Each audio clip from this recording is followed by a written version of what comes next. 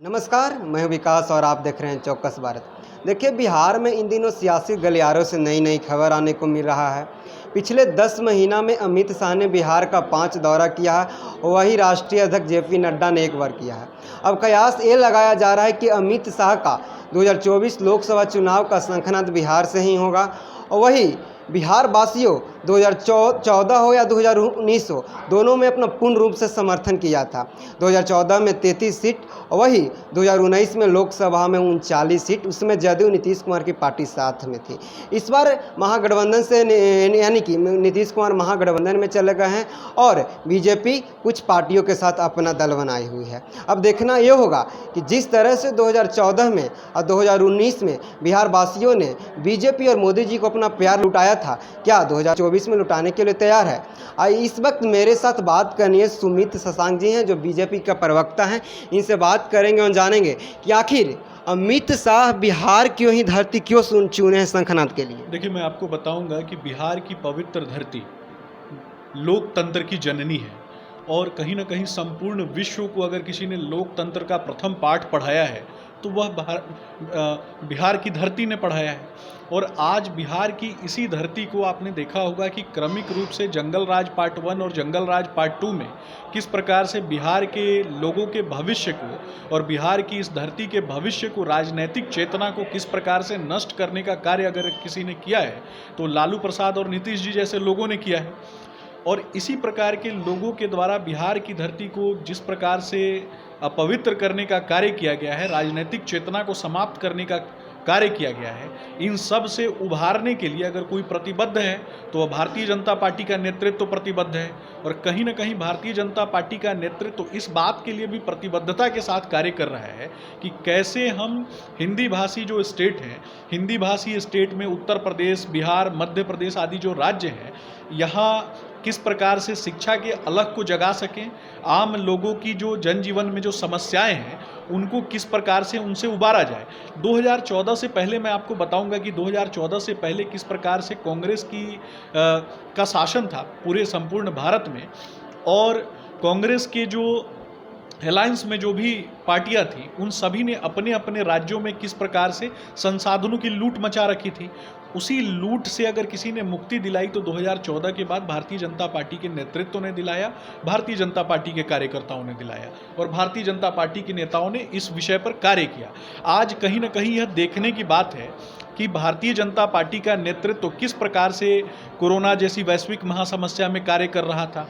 विभिन्न समस्याएं जब भी उत्पन्न होती हैं, विभिन्न चुनौतियां भारतवर्ष के सामने जब कभी भी आई, तो इन चुनौतियों से किस प्रकार से भारतीय जनता पार्टी के नेतृत्व ने लड़ाई लड़ते हुए, अखंड भारतवर्ष की कल्पना को साकार करते हुए किस प्रकार से भारत को इन विपत्तियों से बाहर निकालते हुए भारत सरकार ने अपनी प्रतिबद्धता के साथ कार्य किया।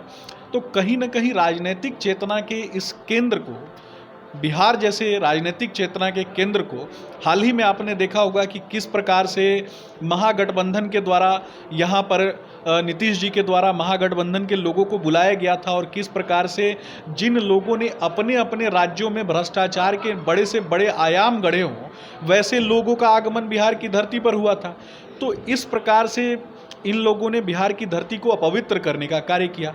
इसी के शुद्धिकरण के लिए और भारतीय राष्ट्रीय नव चेतना के लिए बिहार की धरती अगर प्रस्तावित है और कहीं ना कहीं अगर बिहार की धरती से एक नव चेतना, नव जागरण का प्रयास किया जा रहा है कि किस प्रकार से हम अखंड भारतवर्ष के सपने को साकार बनाए रखें और भारतीय जनता पार्टी के नेतृत्व में भारत की जो मूलभूत जो समस्याएं हैं उन समस्याओं से बाहर निकलते हुए, भ्रष्टाचार जैसी बड़ी समस्या से बाहर निकलते हुए हम कैसे अपने देश को बनाए और बचाए रखें, इसके लिए भारतीय जनता पार्टी प्रतिबद्धता के साथ कार्य कर रही है। देश की यशस्वी प्रधानमंत्री आदरणीय श्री नरेंद्र मोदी जी कार्य कर रहे हैं। लेकिन आपने अभी भ्रष्टाचार की बात की, लेकिन लगातार विपक्ष वालों ने लगातार आप पर हमलावर रहता है कि किस डिटर्जेंट पाउडर का इस्तेमाल करते हैं जो बीजेपी में सम्मिलित होते ही भ्रष्टाचार मुक्त हो जाता है। देखिए, मैं आपको बताना चाहूँगा, सबसे पहले तो एक डाटा के माध्यम से हमें देखने की आवश्यकता है कि 2014 से पहले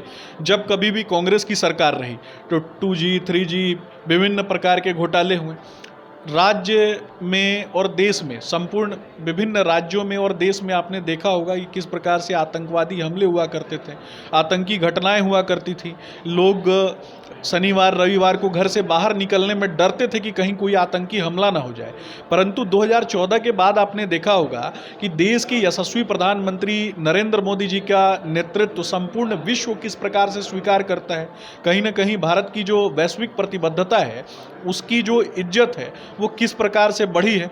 तो ये वैश्विक चेतना और वसुधैव कुटुंबकम की नीति को लेकर के आगे बढ़ने वाली भारतीय जनता पार्टी, सबके साथ सबके विकास की प्रतिबद्धता से आगे बढ़ने वाली भारतीय जनता पार्टी, सबके साथ को लेकर के और सबके विकास को आगे बढ़ाने वाली भारतीय जनता पार्टी कहीं ना कहीं इस देश के लोगों के मन मस्तिष्क में इसका प्रभाव जो है वो सराहनीय रहा है। तभी 2014 के बाद 2019 में आपने देखा होगा कि किस प्रकार से पूर्ण बहुमत की हमारी सरकार बनती है और 2014 में जितना वोट प्रतिशत भारतीय जनता पार्टी को प्राप्त होता है, उससे कहीं ज़्यादा वोट प्रतिशत जो है 2019 में प्राप्त होता है। तो यह किसी एक व्यक्ति की बात नहीं है, ये संपूर्ण देश की बात है। और संपूर्ण देश में जो भी युवा, जो भी 2014 के बाद 2019 में 2014 का कार्यकाल जिन्होंने देखा और 2019 में जो वोट देने योग्य हुए, उन्होंने अगर भारतीय जनता पार्टी को चुना तो निश्चय ही कहीं ना कहीं ये अविस्मरणीय योगदान भारतीय जनता पार्टी का रहा देश के उत्थान के लिए। लेकिन सुमित जी, लगातार कयास लगाया जा रहा है कि महागठबंधन में कटपचर्य नीतीश कुमार का एनडीए में आना तय है। देखिए, मैं आपको बताना चाहूँगा कि जहाँ तक की जानकारी है, नीतीश कुमार जी एनडीए में कभी नहीं आएंगे और ना एनडीए उनको स्वीकार करेगा, क्योंकि जिस प्रकार से भ्रष्टाचारियों की गोद में जाकर के वो बैठ चुके हैं और जिस प्रकार से जंगल राज पार्ट 1 की लड़ाई में कभी वो हमारे साथ हुआ करते थे और भारतीय जनता पार्टी ने उन्हें आगे करके एक चेहरा बनाया, परंतु उसके बाद जाकर के जंगल राज के मसीहा लालू जी की गोद में जाकर के बैठ जाते हैं। जिस व्यक्ति ने चारा घोटाला किया, जिस व्यक्ति को जो व्यक्ति सजा याफ्ता मुजरिम रहा हो, वैसे व्यक्ति की गोद में जाकर के बैठ जाते हैं और अपनी नैतिकता का पतन कर लेते हैं। तो ऐसे नैतिक आचरण वाले लोगों को भारतीय जनता पार्टी कब तक स्वीकार करेगी। निश्चय ही भारतीय जनता पार्टी ने विभिन्न लोगों को सुधरने का मौका दिया, राष्ट्र के साथ एकत्रित होने का मौका दिया, राष्ट्र के हितों को कार्य करने का मौका दिया, परंतु उस मौके को कहीं ना कहीं नीतीश कुमार जी के द्वारा उस मौके का सही तरीके से क्रियान्वयन नहीं किया गया, जिसके कारण वो आज हमसे दूर हैं। और कहीं ना कहीं हमारा मानना है कि भारतीय जनता पार्टी इतनी सक्षम है कि वो अपने सहयोगियों के साथ इस देश के सभी लोगों के दिलों पर राज करती है और भारतवर्ष जो है वो एकता और अखंडता के धागों में बंधा हुआ भारतवर्ष भारतीय जनता पार्टी के नेतृत्व में ही आगे बढ़ेगा। नीतीश जी जैसे लोगों की यहाँ जगह नहीं है। उनका सपना जो प्रधानमंत्री बनने का है वो टूटेगा या रहेगा? देखिए, मुंगेरी लाल के हसीन सपने होते हैं, तो इस तरीके के सपने देखने से तो कोई उन्हें मना नहीं कर सकता है। जो व्यक्ति कोरोना जैसी वैश्विक महासमस्या में एक दिन किसी हॉस्पिटल में नहीं गया हो, जो व्यक्ति आम लोगों से कभी मिलने नहीं जाता हो, जो व्यक्ति खुले मन से शिक्षकों को धमकाता हो, ऐसे व्यक्ति से आप किस प्रकार की उम्मीद कर सकते हैं। तो इस प्रकार का व्यक्ति इसी प्रकार के सपने देख सकता है। भारतीय जनता पार्टी की ही देन है कि कहीं ना कहीं देश के यशस्वी प्रधानमंत्री जी के कारण जो 16 सीटें उन्हें प्राप्त हुई थी पिछले चुनाव में, वो तो भारतीय जनता पार्टी के गठबंधन में प्राप्त हुई थी। इस बार वो एक सीट के लिए भी तरस जाएंगे, मेरा मानना है। और जो व्यक्ति एक सीट के लिए तरसता हो, वो व्यक्ति प्रधानमंत्री बनने के सपने देखता हो, तो इस प्रकार के तो हसीन सपने तो ऐसे ही लोग देख सकते हैं। बहुत बहुत धन्यवाद सुमित जी मेरे साथ जुड़ने के लिए। देखिए, बीजेपी प्रवक्ता सुमित शशांक जी थे, इन्होंने कहा कि मुंगेरी लाल का हसीन सपना, इन्होंने नीतीश कुमार पर प्रहार करते हुए कहा कि मुंगेरी लाल का हसीन सपना कितना सच होगा। वो बिहार का तो संभाल रहे हैं, देश की बात तो अलग ही है।